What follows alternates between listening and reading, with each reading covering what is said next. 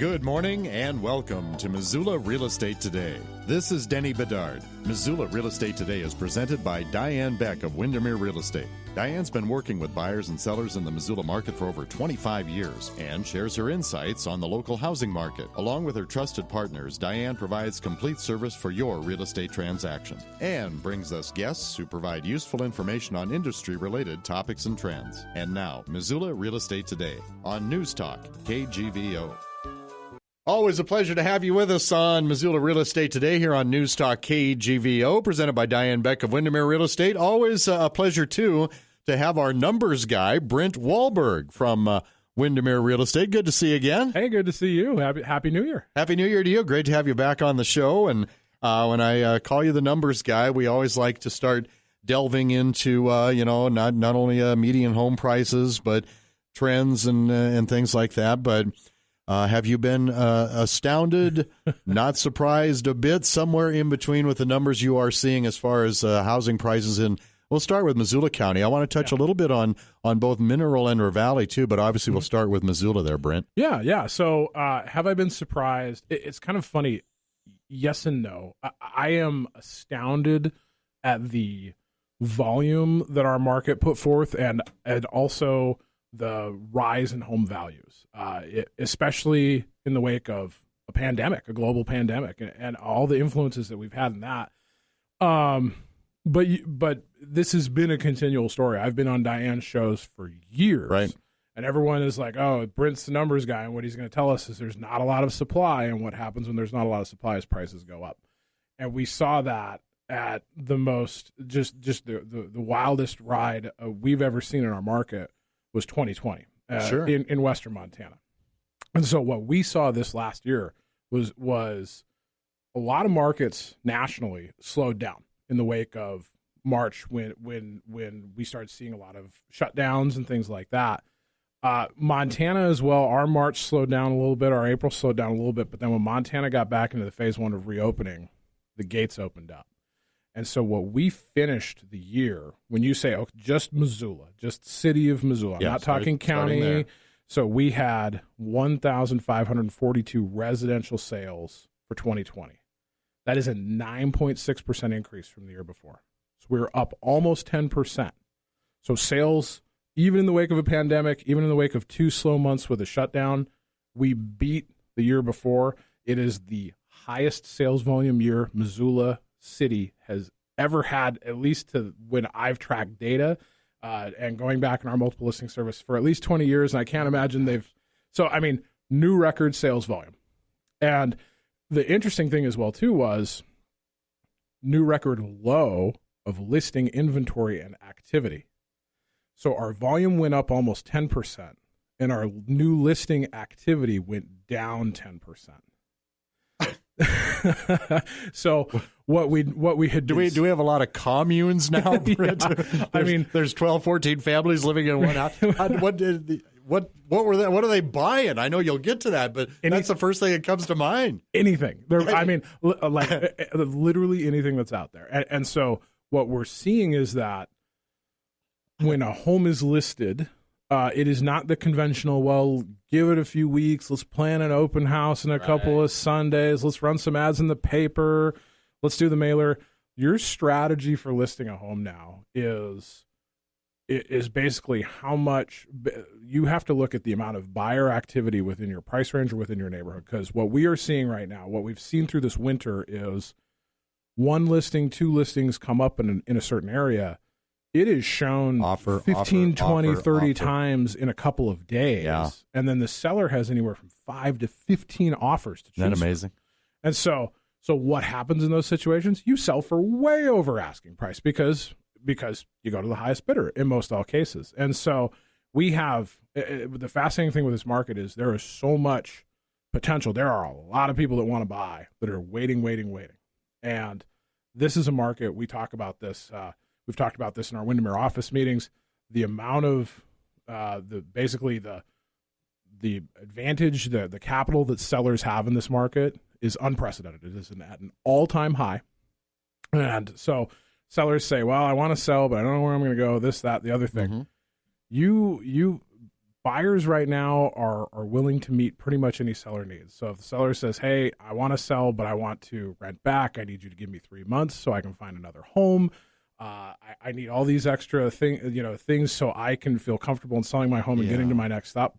Buyers right now are saying, yes, absolutely, whatever you need. Sure. And so it's a market where on one side, if you're a seller, you're loving it.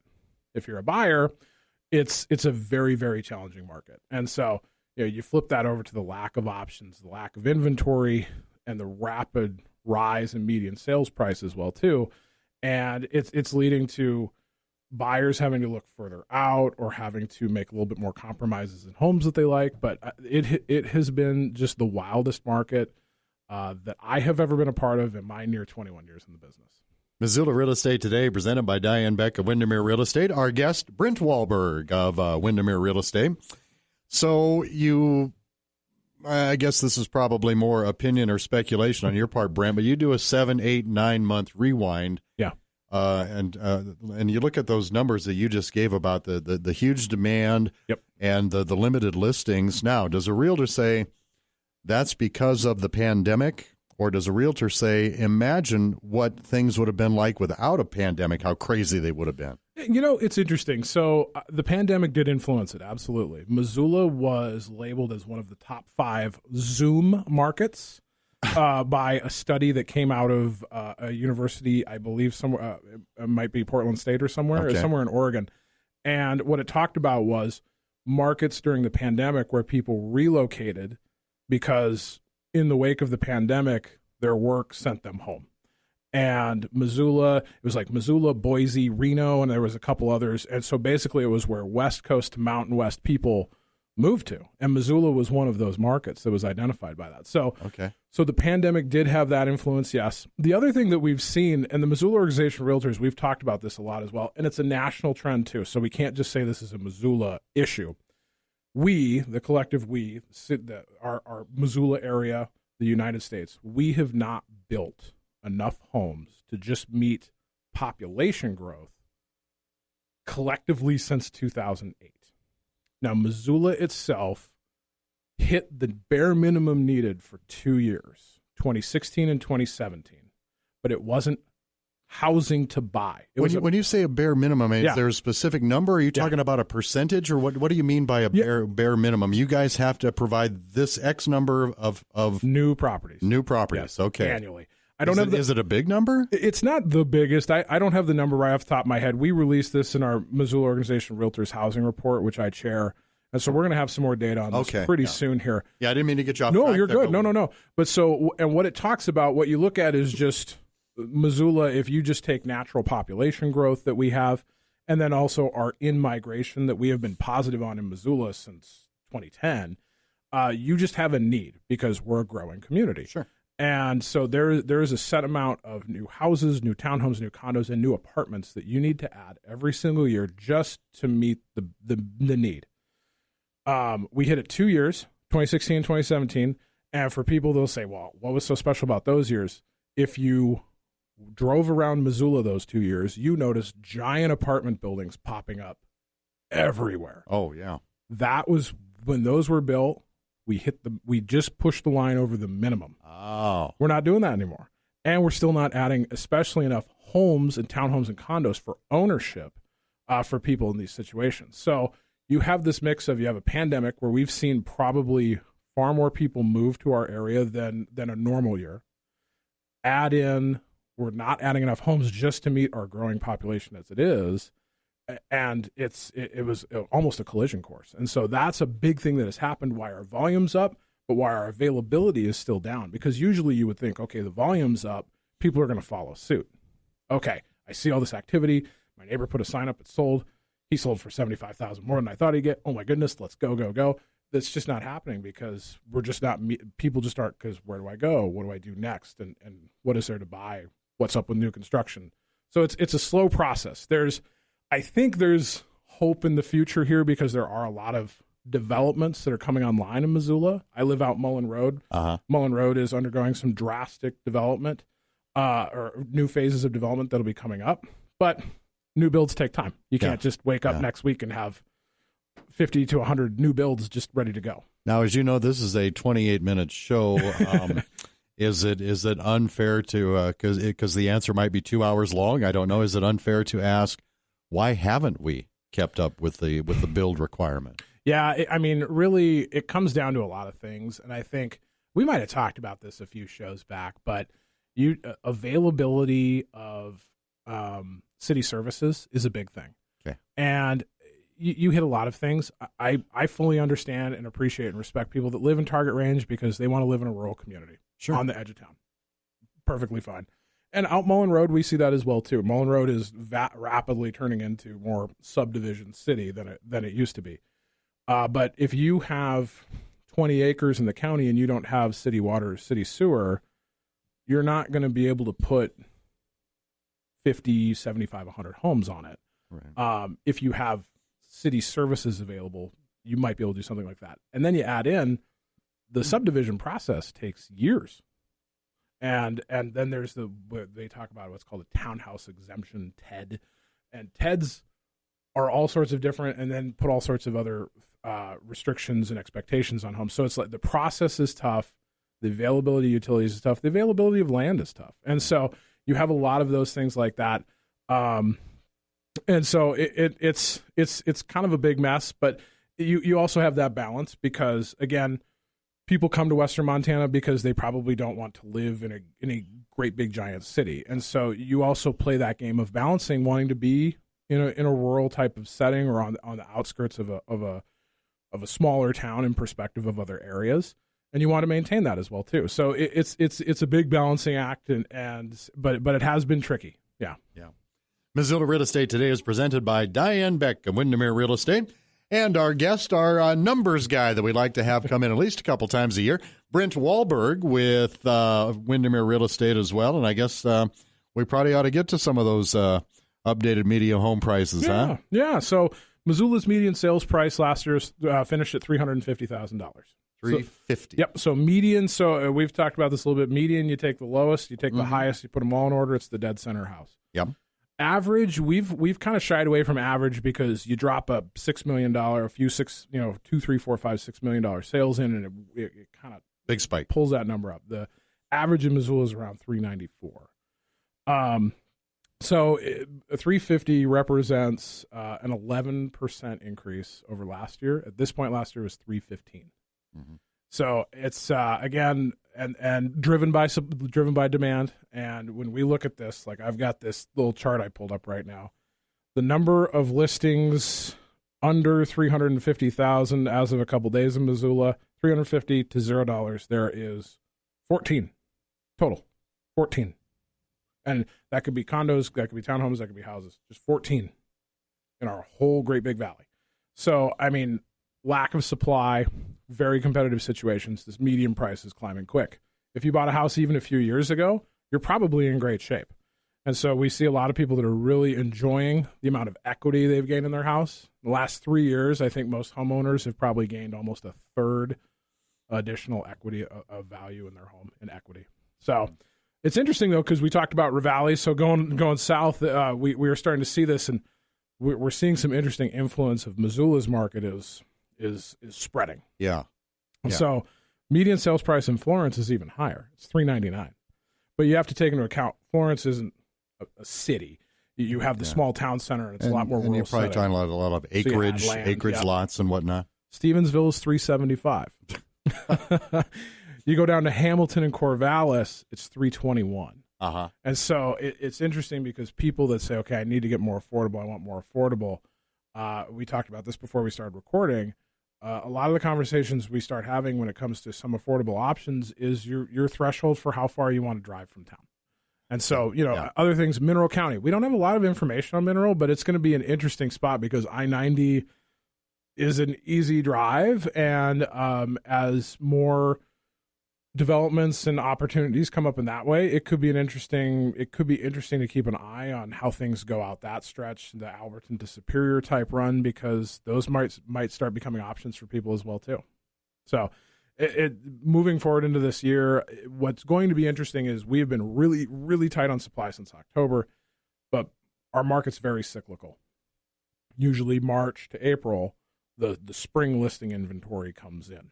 And so will we have a lot of people that are going to take advantage of all-time sales prices and low interest rates to allow them to buy up or do something else? And what's that going to look like? Will the market flood with supply? Because if you suddenly add a whole bunch more supply, that's going to level off median price gains, things like that. And obviously, there's a lot of buyers.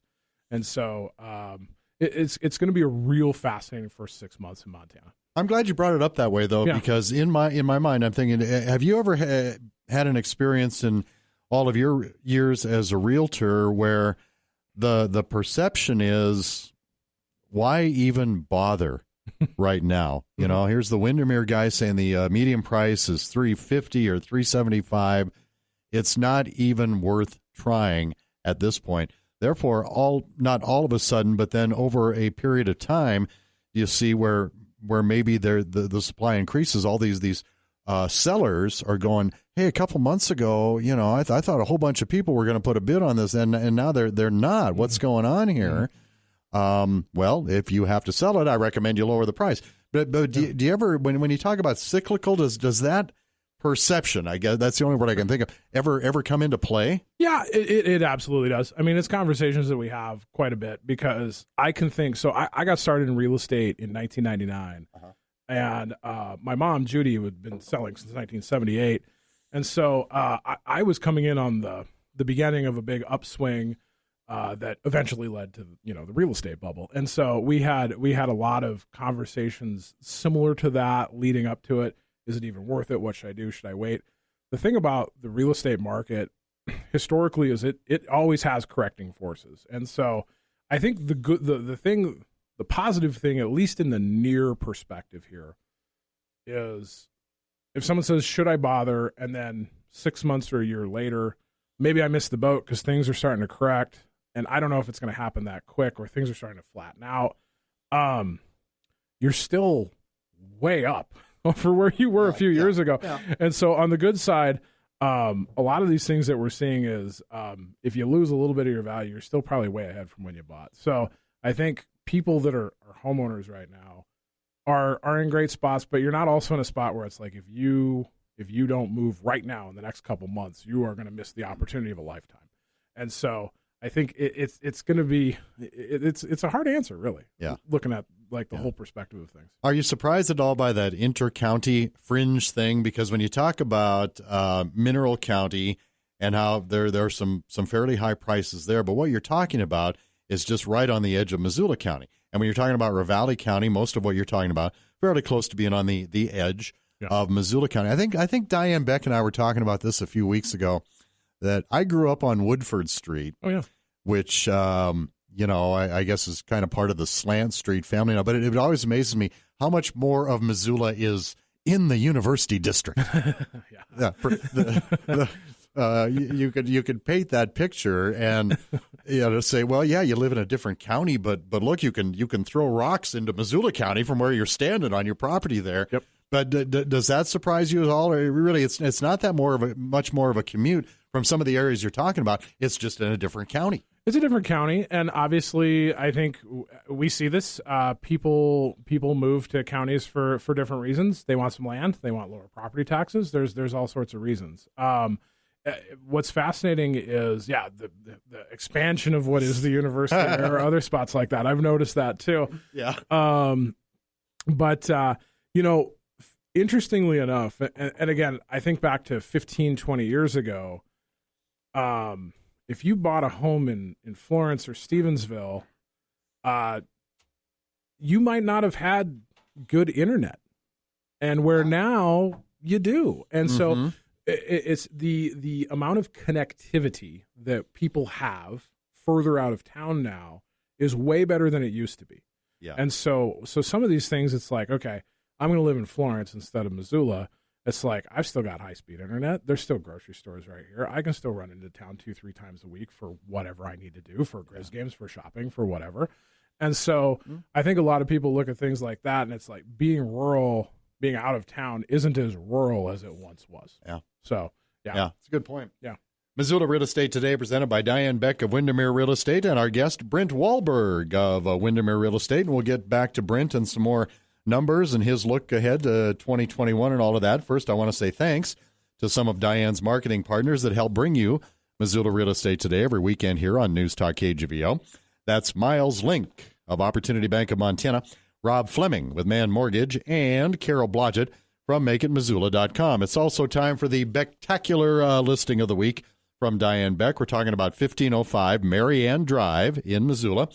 Family home, lots of room to roam, very nice house. It's near Kelly Island Fishing Access, very desirable Hellgate Elementary Middle School district. You open up the door to a split-level home. You're welcome to an open-concept living, kitchen, dining with access to a large deck. You step out and take in the views of Lolo Peak from every angle. 5-bedroom, 2-bath home, everything you need. 3 bedrooms up, 2 down, updated finished basement, and the downstairs also includes 2 additional rooms, one currently being used as an office. We've been talking about that a lot lately. And the other, a master closet detailed with built-in floor-to-ceiling organization. But whatever you want to do with that, just over an acre with a barn and corral, endless opportunities at 1505 Marianne Drive. Contact Diane Beck at the Windermere office on South Reserve Street, or get more information on our website. That's move2missoula.com. Move, the number 2, Missoula.com. Back to Brint Wahlberg with Windermere Real Estate. Your expectations for 2021, buyers and sellers' expectations for 2021. What's your forecast? What do you see happening that, maybe it's just going to be straight down the line, or anything that might be a little bit different? Well, so there's going to be some interesting things that are going to come into play in this market as we come out of this pandemic. The National Association of Realtors has talked about studies about the amount of savings that Americans keep on average. And right now, it is nearly triple the amount that is normally kept. We're in some times of uncertainty. We're coming out of them. People are holding on to more funds than they normally do. Historically, though, in normal times, if you will, we have much less. So the National Association of Realtors does expect that as we get into spring and summer months and beyond, people are going to spend more money because we're going to be back into a little bit more of a normal flow of life pre-COVID. And so what is that going to impact? Probably more people are going to look at buying houses. They're going to look at improving houses. They're going to look at buying land, buying vacation properties, doing things like that. So the amount of probably expected influx of more buyer activity this year, I think, is going to be higher. The National Association of Realtors also projects it to be higher. Oh my. But of course, what needs to happen then? There needs to be stuff for them to buy. Has to be supply. Yes. So, and I'd mentioned it before. The good news is there are new subdivisions or new developments that are going to be breaking ground, coming online, where a buyer can find a floor plan, pick a house, and at least have a contract and know that they're going to have a home built for them in the next 6 to 12 months. And so it's going to be a very fascinating market because we have not for years had a lot of options where you can trade off the resale versus the new. Buying a car. It's like, okay, do I buy the 2016 model or do I get the new 2021? Well, if the 2016 is priced higher than the 21, I'm going to go buy the new car. So now we're going to have a lot more new homes coming into the market, new townhome developments, things like this. So we might have we're going to have more new construction that's going to be closer to that median price. And so it's going to be more new build options, which is going to be good for our market. And so if sellers can recognize the opportunity that they have and have somewhere to go, it does seem like it could be a very strong year. Interest rates are going to stay low. They're projected to stay low for years. And so this is going to be something where we could see another very, very strong year. It would project. It's tough to say because projections are educated guesses, but that's the talk of what we're seeing. You also pointed out, though, earlier in the show that whole approval process to get those types of developments going, we won't call it warp speed. Do you see something changing there that might expedite that a little bit more? Tough to say. Probably not. Most of the things that are coming online have been in the works for multiple years. Mm-hmm. And some of them are in this Mullen Road corridor where this build grant has been approved, where the city of Missoula received, I can't remember I want to say 13. I was going to say 12 or 13 million dollars to put infrastructure in, and what happens with that is with the city, with this grant money allowing the city to pay for this, the developers don't, because the challenge we've had a lot lately is When you see a new development, Yeah. the streets, the curbs, the sidewalks, the gutters, the storm drain, the sewer line, all that, the developer pays for. Then that goes into the price of the land, and up we go. Yeah, and I also think a percentage of it had to be like an open space in a lot of cases too, right? For the playground and all of that. Yep, park space. So there goes a lot in a house I can't sell. Absolutely. Yeah. So you get park space, you get into the county, and sometimes it just wants set aside for open space, agricultural space, things like that as well too. So you lose even more development potential in the land. So, but what's coming online are things that have been in the works. So it's not just like, hey, I'm going to split this up and like, let's go this year. So the good thing is I think a few years ago, people saw the growing need in our community for new subdivisions, new homes, and new construction. The trick, of course, is going to be, it's going to impact areas where there's land. So south and west of town. And so if you want to be in the university district or the university adjacent districts, you have a finite supply of options. And so if you're a homeowner there, you have all the chips, and you call the shots. And if you're a buyer there, you're going to have to expect to be patient. You're going to have to expect to pay top dollar, and maybe then some in some of these situations. But if you work with Wahlberg, don't let him tell you that Ravalli County is the university district.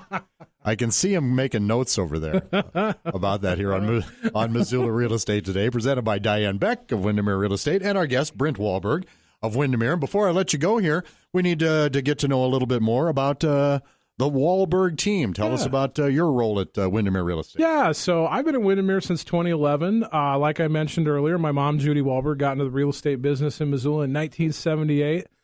I was born a year later, so I grew up in a real estate family. Real estate baby, yeah. All right. And so I joined Mom pretty fresh out of high school, and we've been working together since.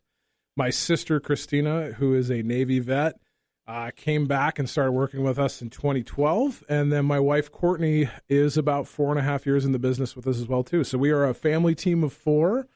And, we've been down the hall from Diane for, the last 9 years now, just about. And so, this is the only place we've ever called home, and love to be here, love to be a part of this community. That is awesome. So that's where you find Brint Wahlberg and the Wahlberg team, Windermere Real Estate. They're on in the offices located on South Reserve Street. And before I let you go, just any parting advice, Brint, to buyers and or sellers as we move forward into 2021? I would just say the need of an agent that has the expertise of the pace and the understanding of this market is paramount this year, because this is a market that is going to require the type of skill from an agent that you've never seen before.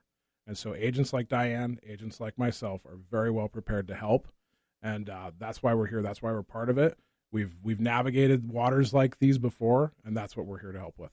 Have you seen any significant changes in some of the questions or details that buyers or sellers want to go over, say, in the past year or so? Anything that really you've had to kind of not necessarily adjust on the fly, but maybe pivot a little bit and be prepared to answer and address? Yeah, I mean, I think sellers expected, markets of old where you hit situations where do we have to repaint this? Do we have to recarpet this? Do we have to meet all these buyer demands on this inspection? Yeah. And a lot of sellers are realizing that in some situations, no, they don't. Right. Because buyers are just desperate to get into homes.